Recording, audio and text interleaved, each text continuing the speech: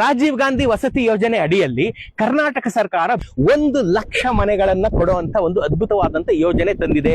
ಬೀದಿ ಬದಿಯ ವ್ಯಾಪಾರಿಗಳು, ಆಟೋ ಚಾಲಕರು, ಕ್ಯಾಬ್ ಡ್ರೈವರ್ಗಳು, ಯಾರ ವಾರ್ಷಿಕ ವರಮಾನ 3 ಲಕ್ಷ ರೂಪಾಯಿಗಿಂತ ಕಮ್ಮಿ ಇರುತ್ತೋ ಅವರೆಲ್ಲ ಈ ಕ್ಯಾಟಗರಿಯಲ್ಲಿ ಬಂದು ಈ ಮನೆಯನ್ನ, ಕನಸಿನ ಮನೆಯನ್ನ ನಿಮ್ದಾಗಿಸ್ಕೋಬಹುದು. ಈ ಮನೆ ಸಂಪೂರ್ಣ ಕಾಂಕ್ರೀಟಿನಿಂದ ನಿರ್ಮಿತ. ಅಯ್ಯೋ ನಮ್ಮ ಮನೆ ಸೋರ್ತಾ ಇದೆ, ಆ ಸೀನೆಲ್ಲ ಇಲ್ಲ. ಸಂಪೂರ್ಣ ಕಾಂಕ್ರೀಟಿನಿಂದ ನಿರ್ಮಿತ ಮನೆಗಳು ನಿಮ್ಮದಾಗಲಿವೆ. ಒಂದ್ ಮನೆಗೆ ಬರೀ 13 ಲಕ್ಷ ರೀ, ಅದ್ರಲ್ಲಿ 3 ಲಕ್ಷ ರೂಪಾಯಿ ಸರ್ಕಾರನೇ ಡಿಸ್ಕೌಂಟ್ ಕೊಡುತ್ತೆ. ಇನ್ನು 10 ಲಕ್ಷ ರೂಪಾಯಿಗೆ ಸರ್ಕಾರನೇ ಮುಂದೆ ನಿಂತು ಸಾಲ ಕೊಡಿಸುತ್ತೆ. ಯಾವ ಗ್ಯಾರಂಟಿನೂ ಇಲ್ಲದೆ ಸರ್ಕಾರನೇ ಗ್ಯಾರಂಟಿ.